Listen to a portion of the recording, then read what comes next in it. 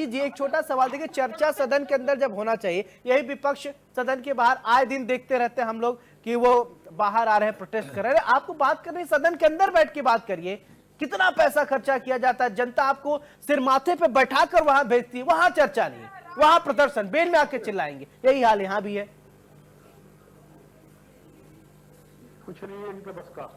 देखिए, बिल्कुल सही बात सौरभ आपने कही कि अगर आपको चर्चा करनी है तो सदन में करिए। सदन के में चर्चा के लिए आप जो है ना सवाल लगाइए, जवाब लगाइए, आप वहां चर्चा करिए। लेकिन जब चर्चा की बारी आती है तो विपक्ष और सत्ता पक्ष दोनों आपस में टकरा जाता है। विपक्ष क्या करता है, सदन को वॉकआउट कर देता है, वो बाहर चला जाता है, फिर बाद में कहते हैं कि नहीं वो तो सदन चलने नहीं दे रहे हैं। दूसरी बात जो राजेंद्र सागर जी कह रहे थे कि पहले आबादी कम थी, पहले सिर्फ जो है 35 करोड़ लोग थे, इतने करोड़ लोग थे। तो जैसे जैसे देश की आबादी बढ़ी है वैसे वैसे देश में संसाधन भी बढ़े हैं। पहले कितने एयरपोर्ट होते थे, आज कितने एयरपोर्ट हैं। पहले कितने एक्सप्रेस होते थे, आज कितने एक्सप्रेस हैं। पहले कितने हॉस्पिटल होते थे, कितने मेडिकल कॉलेजेस होते थे, एम्स। फोर्सेज की बात करिए, फोर्स कितनी होती थी। आज हमारी ताकत जो फोर्सेज की, हमारी मिलिट्री की या पैरा मिलिट्री की जो ताकत है वो पहले इतनी नहीं थी। तो समय के साथ सब बदलता है। हाँ, वन नेशन वन इलेक्शन की बात है, अगर कांग्रेस पार्टी या समाजवादी पार्टी विरोध कर रही है तो विरोध करने का जो सबसे अच्छा फोरम है वो सदन का पटल है। बिल्कुल, वहां पर जाइए, आप वहां चर्चा करिए, वहां विरोध करिए, वहां आपको जो अपनी राय देनी रखिए।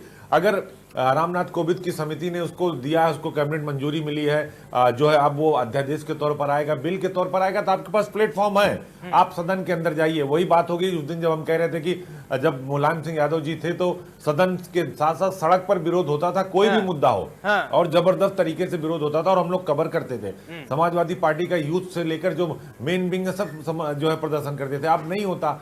तो अब देखिए, अगर सिर्फ ट्विटर, फेसबुक या टीवी की डिबेट से काम नहीं चलेगा। आपको जनता के बीच जाना होगा मुद्दों को लेकर, आपको सदन के साथ साथ सड़क पर आना होगा। अगर आप वन नेशन वन इलेक्शन का विरोध कर रहे हैं तो आप सदन में जाइए ना, सदन में पेश होगा अध्यादेश बिल पारित होने के लिए।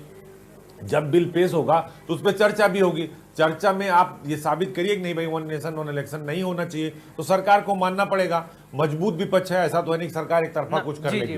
मजबूत विपक्ष है, वहां राहुल गांधी भी हैं, जो है प्रियंका गांधी भी हैं, वहां अखिलेश यादव भी हैं, डिंपल यादव भी हैं, वहां पर ममता बनर्जी भी हैं, वहां पर बहुत सारे लोग जो अलग अलग राज्यों के बड़े लीडर हैं। आम आदमी पार्टी भी है, डीएमके भी है, टीएमसी भी है। वहां आप विरोध करिए। एक से एक बढ़ के दिग्गज और पुराने राजनेता हैं जिनको सियासत और सियासत के मायने कहां क्या बोलना है सब पता है। आप पटल पर विरोध करिए और प्लेटफॉर्म पर विरोध करिए। आप अगर सड़क पर जाएंगे कि हम वन नेशन वन इलेक्शन नहीं होने देंगे तो उसका कोई फायदा नहीं होगा। रही बात कि क्या चुनाव कराया जा सकता है कि नहीं कराया जा सकता, ये भारत निर्वाचन आयोग अगर इस पर वो चुनाव कराता है, चरण वाइज फेसेज वाइज होते हैं। 1 महीने का चुनाव हो सकता है 2 महीने में हो जाए, लेकिन 2 महीने होगा, 5 साल में एक ही बार होगा ना। हर 5 साल में हर 6 महीने पर अलग अलग राज्यों का चुनाव तो नहीं होगा। देखिए, जनता के लिए फायदेमंद है, राष्ट्रीय पार्टियों के लिए भी फायदेमंद है, लेकिन क्षेत्रीय पार्टियों का इसका नुकसान हो सकता है, इसलिए क्षेत्रीय पार्टियां इसका विरोध कर रही हैं। सौरभ, बिल्कुल।